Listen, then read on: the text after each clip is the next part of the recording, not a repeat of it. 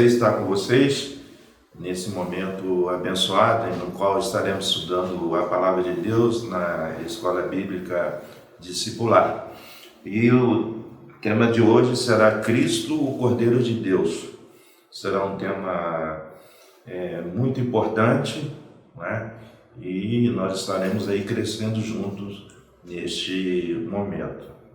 Deus fala aos nossos corações e como foi importante Deus enviar seu Filho como Cordeiro de Deus, um Cordeiro que tira os nossos pecados, e que só possa estar falando aos nossos corações, e possamos valorizar aquilo que Jesus fez por nós na cruz, em nome de Cristo Jesus. Amém. Uma coisa interessante que nós temos que perceber é que a Bíblia nos diz, em João capítulo 1, versículo 29, no dia seguinte João viu Jesus aproximando-se e disse: vejam, é o Cordeiro de Deus que tira o pecado do mundo. O que nos chama a atenção é que João estava ali, pregando ali para as pessoas ali do Jordão, Jerusalém. Então vinha gente ali, de vários lugares, mas quando chegou os sacerdotes, e quando chegou os levitas, e perguntou: quem é você, João? Quem é você que está pregando, está batizando, está aí, angariando tanta gente, vem aí de longe, para que esteja te ouvindo? Quem é você? Então a Bíblia nos fala que João, ele não negou e confessou dizendo abertamente, olha que detalhe, declarou abertamente: eu não sou Cristo. Que coisa maravilhosa, Então João abertamente ele disse: eu não sou o Cristo, Então o versículo-chave que nós temos que pensar também essa manhã, nisso consiste o amor, não em que nós tenhamos amado a Deus, mas em que Ele nos amou, enviou o Seu Filho como propiciação pelos nossos pecados. Está em 1 João capítulo 4, versículo 10. Então aqui o que nós percebemos é que a palavra de Deus nos diz é que não que nós amamos a Deus primeiro, não foi isso. Mas é porque Deus nos amou o quê? Primeiro, Ele é que nos amou, A salvação não é o esforço nosso. Estamos aí prestes a começar uma Olimpíada, que foi adiada, e deveria ser o ano passado, mas a gente vê os atletas, fazendo um regime, se esforçando, aumentando as marcas, A gente vê os atletas aí dando o máximo, E também trabalhando na recuperação física, que é importante, Repondo energias. E tudo isso para quê? Tudo isso para colocar uma medalha no peito e dizer assim: eu consegui, Eu sou vitorioso. Mas com a salvação não é isso. É por isso que aqui em 1 João, capítulo 4, versículo 10, diz assim: não é que nós tenhamos amado a Deus, mas é porque Ele nos amou. Em toda a história, Deus sempre levantou pessoas com necessidades específicas, circunstanciais. Por exemplo, se a gente observar no Egito, naquele tempo, o tempo em que Israel ficou no Egito como escravos, Deus levantou quem? Moisés. E quando a gente percebe ali o povo de Deus, aguardando a promessa de Cristo, quem Deus levanta para confirmar essa promessa? Isaías.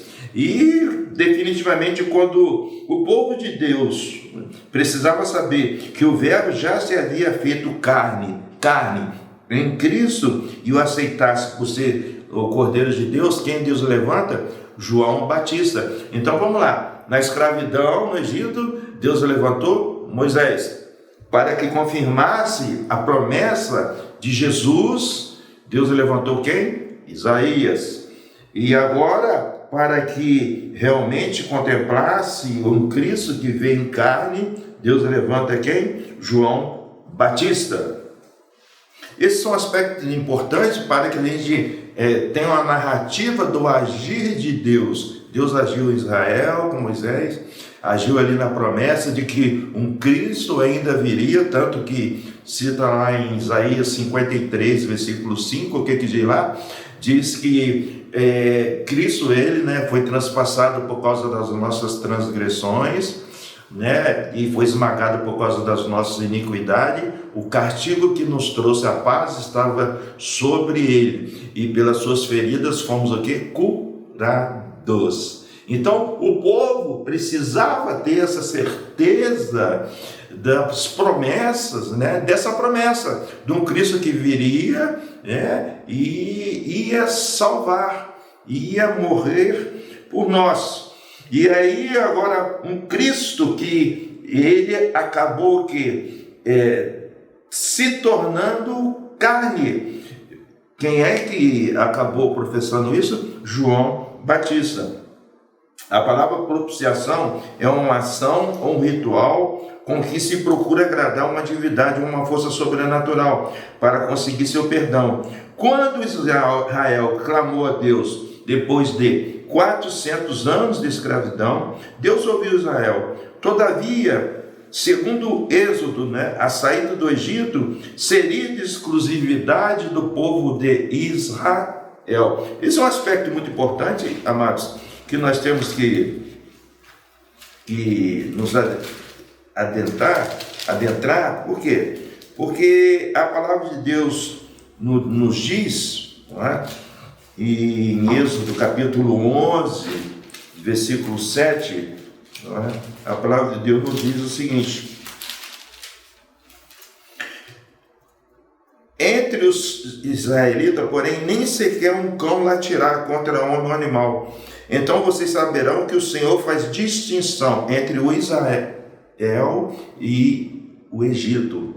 Então, a salvação ali, ela acabou sendo exclusiva a quem? A Israel. Olha só, Deus faz distinção entre o Egito e entre Israel. É bom, né? É interessante que lá na frente, no Novo Testamento, a gente já vai ver a coisa caminhando para outra direção, né? Já vai ver ali a Bíblia dizendo: Deus não faz acepção de pessoas. Olha que coisa tremenda, né? Aqui está dizendo, né, que então vocês saberão que o Senhor faz distinção. Aqui Deus está fazendo distinção entre o Israel e Egito, não é? Mas lá na frente a gente vai ver que Deus não faz mais acepção de pessoas em Cristo Jesus. Aleluia! Deus te ama. Deus não faz acepção, né? Na nova aliança, Deus não faz acepção. Ou seja, a salvação foi por substituição. Os únicos primogênitos poupados foram aqueles cujas causas um cordeiro primogênito havia sido sacrificado. É o que diz John Stott. É o que está registrado. Entre os israelitas, porém, nem sequer um cão latirá contra homem ou animal. Então vocês saberão que o Senhor fez distinção entre o Egito e Israel. John Stott, né, que é um grande teólogo, também confirma, né, essa ideia. Entretanto, em Êxodo 12, capítulo 12, do versículo 5 ao 7, o animal queria ser sacrificado, enfatizando a libertação do Egito, deveria ser um cordeiro de 1 ano e sem defeito. O sangue do cordeiro deveria ser passado nos umbrais da porta, sinalizando libertação e vida. Esse ritual deveria ser lembrado e comemorado uma vez por ano, comendo pão sem fermento, com ervas amargas e carne assada. Ou seja, para que o anjo da morte, né, passasse e não entrasse na casa do israelita, era importante obediência. Era importante que o povo de Israel obedecesse o quê? Obedecesse a direção que Deus estava dando. E qual era? Era pegar um cordeiro de 1 ano, sem defeito, né? Não valeria você ir lá no quintal e pegar um cordeiro cheio de berme, de ferida. Não. O cordeiro de 1 ano, sem defeito, sacrificar esse cordeiro, pegar o sangue desse cordeiro e passar onde? Nos umbrais da porta.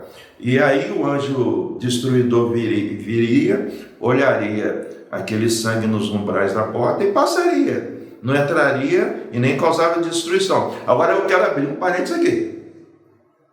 Tem muita gente, né? Eu quero simbolizar a coisa. Tem muita gente que está em Cristo, mas ainda não entendeu o Evangelho.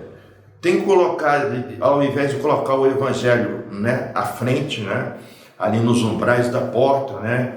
Eu sou Evangelho, eu estou disposto a não pecar, eu estou disposto a viver uma vida, né, uma vida que agrada a Deus, eu estou disposto a ajudar o próximo, a fazer discípulo, a ganhar alma para Jesus, a servir o Senhor. Isso tudo chama-se umbrais na porta. Umbrais na porta. Mas tem muito crente que tem feito o quê? Passado e colocado esse sangue aonde? Na porta dos fundos. Na porta dos fundos. Então as pessoas passam ali, ó, né? Não sabe se a pessoa é crente, né? Eu lembro que uma senhora, né, chegou perto de mim, né, depois de Deus ter me usado, né, para ganhar uma família para Jesus, né, e só que essa família, a mulher, né, a irmã, ela era professora. Então eu lembro que uma irmã, né, da igreja chegou e falou, sabe o quê? Nossa, eu convivi tanto com essa professora, e eu nunca, sabe, me despertei para falar de Jesus, para ganhar ela para Jesus. Aí eu fiquei ouvindo isso, essa irmã está servindo na igreja, da bênção.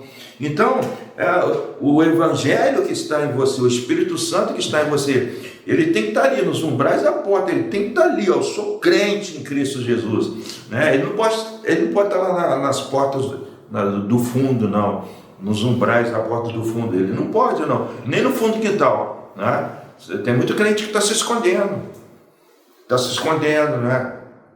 Então, é viver uma vida, sabe, rejeitando o pecado, sabe, e agradando ao Senhor. Vamos lá, caminhando, então. Então vocês saberão que o Senhor faz distinção entre o Egito e Israel. Entretanto, em Êxodo 12, 5, 7, né? É isso que nós acabamos de ver. Agora, tinha-se que comemorar, né, essa passagem, essa vitória, uma vez por ano. Essa comemoração era pão sem fermento. Por quê? Porque o fermento simbolizava o quê? O pecado do Egito. Por isso que o pão tinha que ser sem fermento. Ervas amargas. Por que ervas amargas? Porque as ervas amargas significavam o quê? O sofrimento que Israel passou no Egito. E carne assada, né? Que era ali a carne do cordeiro. A chegada do Cordeiro de Deus. Lembra? Aí a gente entra no tópico de Isaías, né? Porque Deus levantou Moisés para tirar Israel do Egito, mas também levantou Isaías, né, para confirmar a promessa que Jesus viria.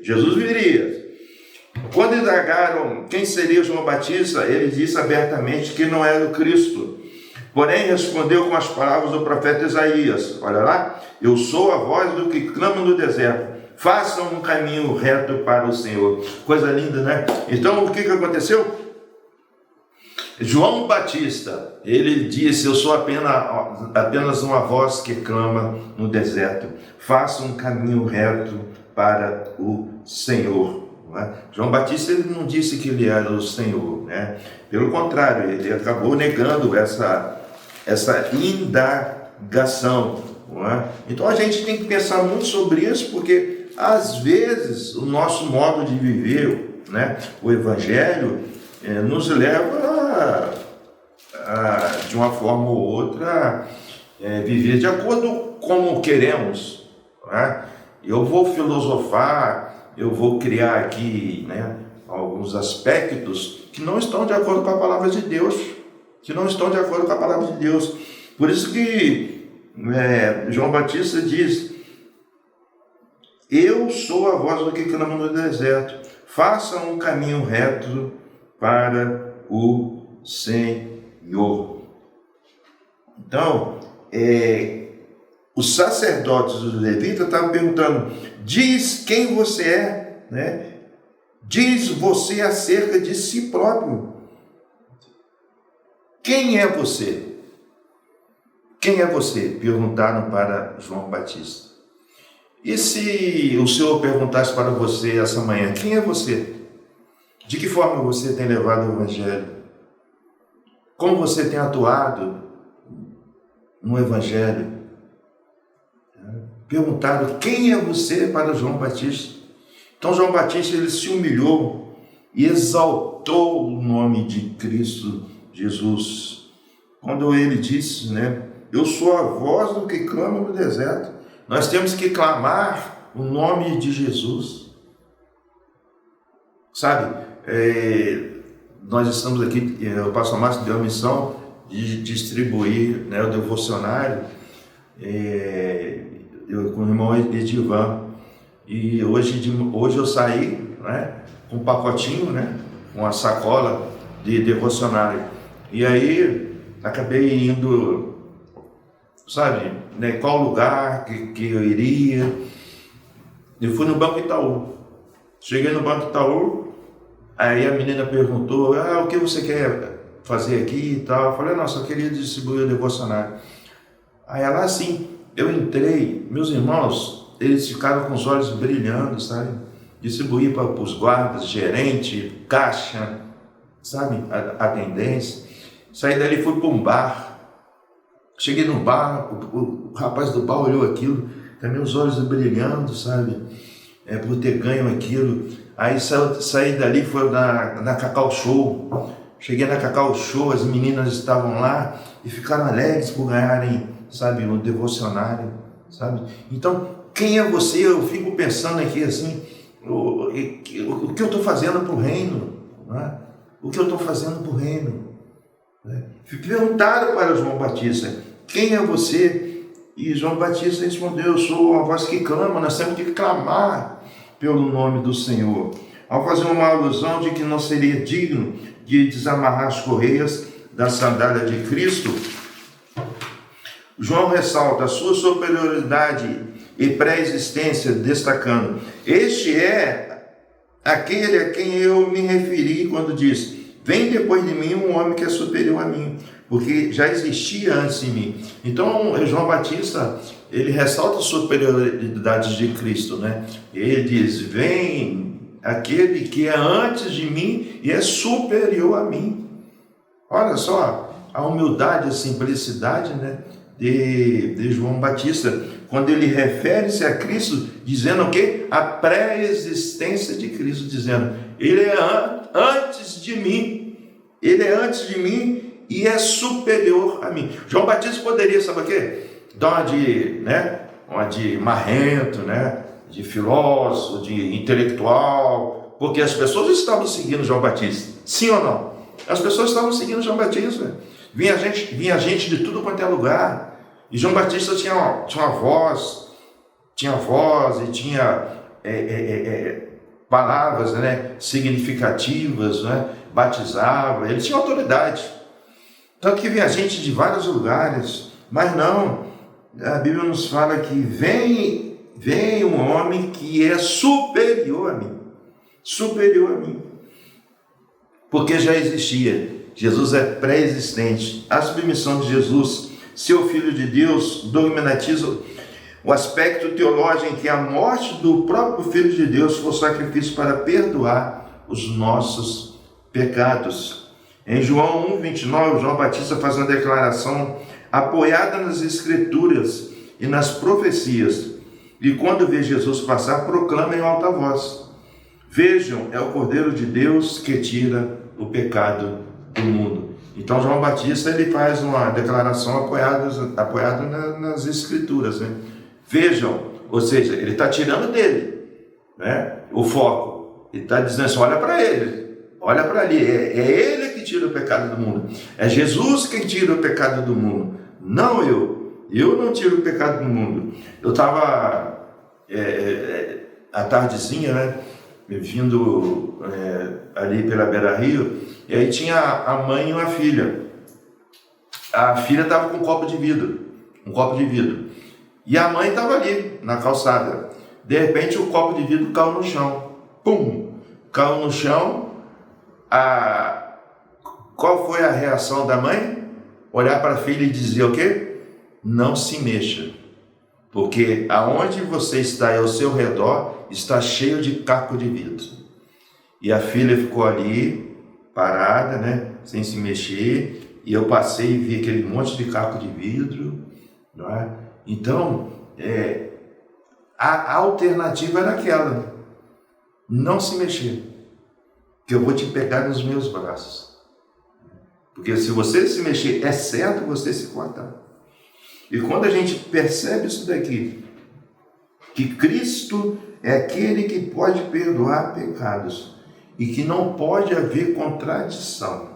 João Batista foi uma declaração apoiada nas Escrituras. Por que a mãe fez aquilo com a filha? Porque a mãe se apoiou numa experiência que ela possa ter tido na infância, ou numa lógica, né? E é tão importante porque aqui nos diz, e quando vê Jesus passar, proclame em alta voz, veja, é o Cordeiro de Deus que tira o pecado do mundo. Em Isaías 6,5, já relatava-se um homem de lábios impuros e de ir morar no meio de pessoas impuras. Já Paulo, em Romanos 3,10, destaca que não há um justo, nenhum sequer. Essa é a importância que Paulo escreve, que não há um justo, nenhum sequer. Então, quando você pensar em se justificar diante de Deus, fique sabendo que não há um justo, nenhum sequer. É só analisar o seu dia, é só analisar a sua semana, é só analisar o seu mês, que você vai ver que não há um justo, nenhum sequer. Quando eu olho, né, para minha avó, e eu amo, né, minha avó se foi, mas eu amei muito a minha avó, e admirei muito a minha avó, uma pessoa iletrada, né,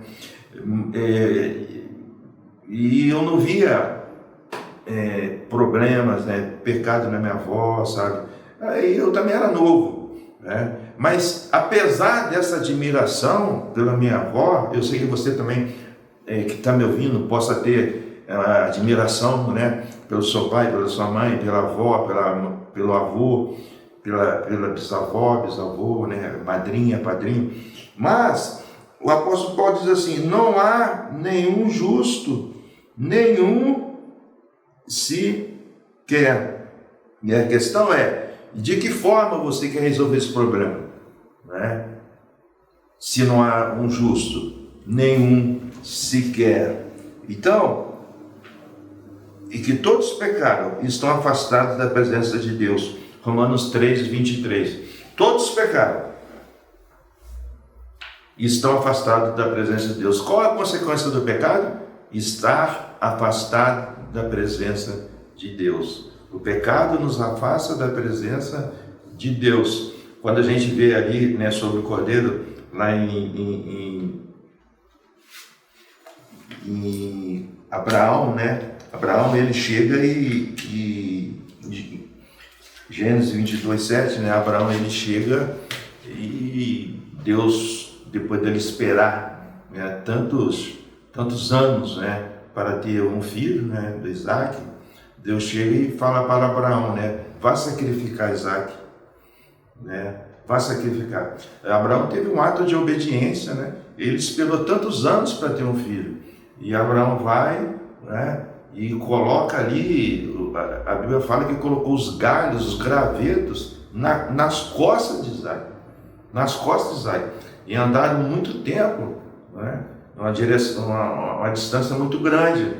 Até o momento em que Isaac, curioso, né, e pergunta, olha, estou vendo os gravetos aqui, mas cadê o cordeiro para ser imolado? Abraão responde o quê? Deus providenciará. É o que nós estamos vendo aqui, ó. Não há um justo sequer, pois todos pecaram e estão afastados da presença de Deus. Então, o que Abraão e Isaac nos ensina é que quando Isaac é colocado ali, né, naquele local ali para ser imolado, por Abraão, Deus providencia o quê? Um cordeiro. Deus providencia um cordeiro ali, sabe? É interessante, tem um aspecto interessante, que mesmo Abraão, né, sabendo que Deus, né, o que poderia acontecer com seu filho, a Bíblia fala que os dois andaram juntos. Então, é um momento super difícil. Quem sabe você está vivendo um tempo difícil, sabe? Um momento difícil. E não são poucas pessoas que estão vivendo momentos difíceis. Mas Abraão estava ali, ó, com o filho no momento difícil. Mas Abraão deu a mão e a Bíblia diz que eles caminharam juntos. Esse é o momento do crente caminhar junto com o incrédulo. É a oportunidade de pregar o evangelho. Os grandes avivamentos acontecem quando o quê? Infelizmente, né? Mas quando acontecem pandemias, né? Catástrofes, né? Guerras. Então é o momento do crente caminhar com o incrédulo, dar a mão, estender, orar, sabe? E ele nunca vai esquecer. Sabia disso? Esses atos de amor, ele nunca esquece. Então, todos pecaram, e o pecado nos afasta da presença de Deus. Portanto, quando João Batista viu Jesus passar, novamente disse: veja o Cordeiro de Deus. Ouvindo dizer isso, os 2 discípulos seguiram a Jesus. Você já seguiu Jesus? Você já decidiu seguir Jesus? João Batista está dizendo aqui, ó, vejam, o Cordeiro de Deus é Ele, não sou eu não. Está vindo gente de Jerusalém, está vindo gente de Jordão, mas o Cordeiro de Deus é Ele, não sou eu não. O apóstolo Paulo diz o quê? Todos pecaram, estão afastados da presença de Deus. Então o apóstolo Paulo diz, todos pecaram. João Batista, veja, ele é o Cordeiro de Deus. E aqui a Bíblia diz que ao ouvir isso, os 2 discípulos passaram a seguir Jesus. O que está faltando você seguir Jesus? O que está faltando? Vamos começar essa jornada que levará à vida eterna. Assim como um cordeiro imaculado foi morto para libertar o povo de Israel, assim também aquele que João Batista chamou de Cordeiro de Deus ofereceria o seu corpo para libertar a humanidade. Do mesmo modo, como o sangue do Cordeiro Pascal cobriu as famílias israelitas, assim também o sangue de Jesus cobriria todos aqueles que buscam refúgio nele para escapar do castigo do pecado. John Piper defende, né, essa ideia, né? Assim como o sangue, né, do Cordeiro, né, libertou Israel, assim o sangue de Jesus libertará toda a humanidade. O sangue do Cordeiro, né, que a Bíblia nos fala lá em Êxodo, ele libertou somente Israel, mas o sangue de Jesus liberta toda a humanidade. Amém? Estou terminando. O Cordeiro de Deus como único e suficiente sacrifício. Cristo é inigualável, porque através da sua morte nos reconciliou com Deus, mediante o seu sangue derramado na cruz. É o que Paulo diz em Colossenses 1:20. Né? Então, Colossenses 1:20 diz assim: e por meio dele reconciliasse consigo todas as coisas, tanto as que estão na terra quanto as que estão no céu, estabelecendo a paz pelo seu sangue derramado na cruz. Onde é que nós temos paz com Deus? Por causa do sangue derramado na cruz de Jesus. Amém? Só por causa do sangue derramado na cruz nós temos paz com Deus. É o que diz em Hebreus: todas as coisas são purificadas com sangue, e sem derramamento de sangue não há perdão. Então em Hebreus capítulo 9, versículo 22, diz que sem derramamento de sangue não há perdão. Por isso que, por meio dele, reconciliasse todas as coisas, tanto as que estão na terra, como as que estão nos céus, estabelecendo a paz, pelo seu sangue derramado na cruz. Por que nós temos paz com Deus? Por causa do sangue que Cristo derramou na cruz. Aleluia. Coisa tremenda. A lei condicionava o sacrifício de bode, novilha e touro como alternativa sacrificial. Porém, isso seria apenas sombra do que haveria de vir. Ou seja, o Cordeiro de Deus oferecido e sacrificado uma vez por nossos pecados. Agora, neste dualismo assimétrico e hierárquico, percebemos Jesus se sobrepondo acima de todo o sacrifício. Ou seja, o sacrifício de Jesus sobrepõe todo e qualquer sacrifício. Diferente da lei que tinha que constantemente sacrificar animais, tanto para o povo de Israel como para os próprios sacerdotes. A lei indicava sacrificar animais para o povo de Israel, como também para o próprio sacerdote. Então, C.S. Lewis, segundo ele, Jesus foi fiel em fazer a vontade de Deus. Jesus foi fiel, grave isso, em fazer a vontade de Deus, não questionando ou impondo a sua vontade. Esse cálice amargo traria dor e morte para ele. Todavia, perdão e salvação para nós. Então, o cálice amargo que Jesus provou traria dor e morte para Jesus. Porém, salvação e perdão para nós. Segundo C.S. Lewis. Que coisa maravilhosa. Vejamos João 18:11.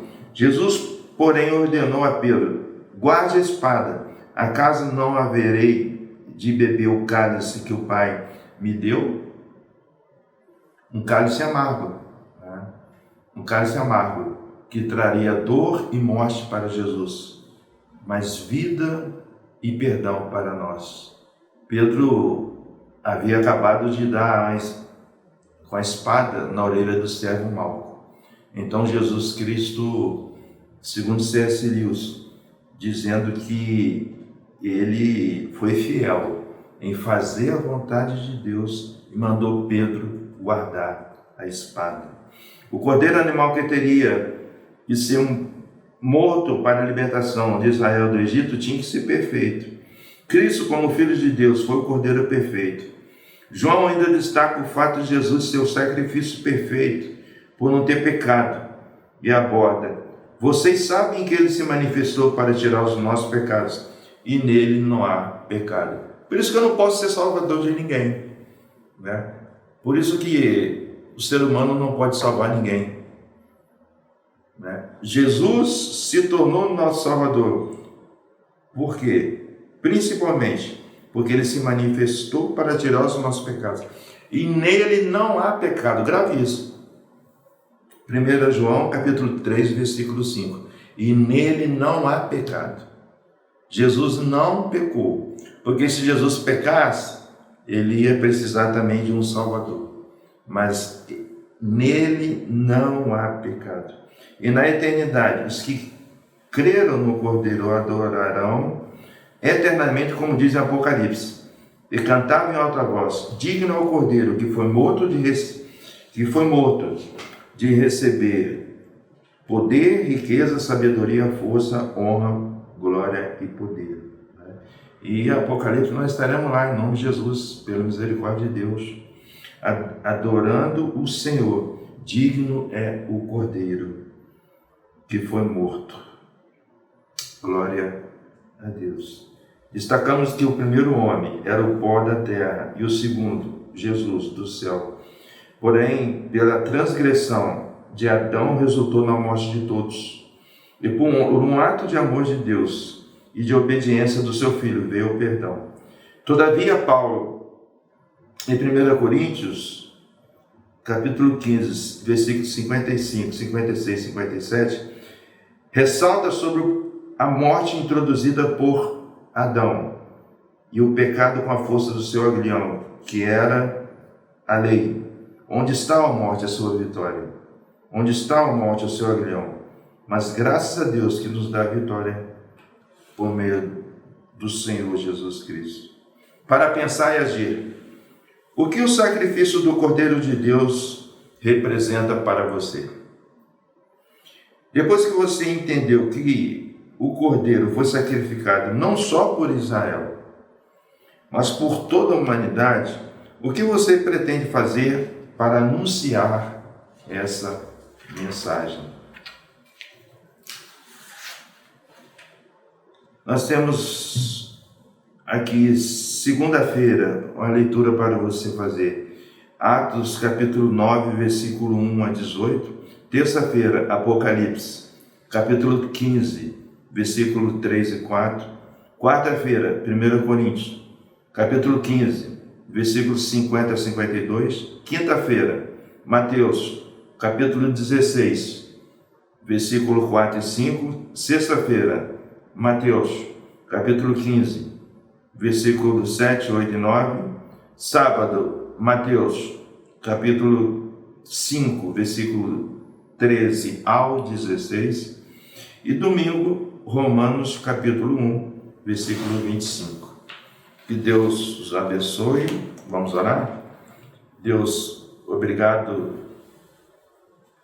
Senhor, porque Cristo é o Cordeiro de Deus que tira o pecado do mundo. Obrigado, amado Deus, porque uma salvação que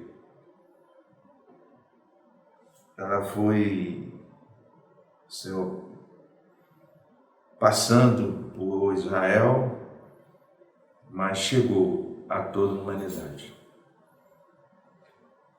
Pois todos os pecados são afastados da glória de Deus. Abra os nossos olhos, Senhor. A pergunta que os sacerdotes fizeram, os levitas fizeram para João Batista: e você, quem é? Que essa pergunta possa estar em nosso coração. E eu pergunto: e você, quem é? João Batista respondeu: vejam, é o Cordeiro de Deus que tira o pecado do mundo. João Batista respondeu: eu sou a voz do que clama no deserto. Ó Pai, que a gente possa ser essa voz, que a gente possa viver uma vida intensa, Senhor, e que a gente possa fazer atos de amor, marcar vidas. Amado Deus, em nome de Cristo Jesus, cuide dos nossos familiares. Amém. Deus abençoe.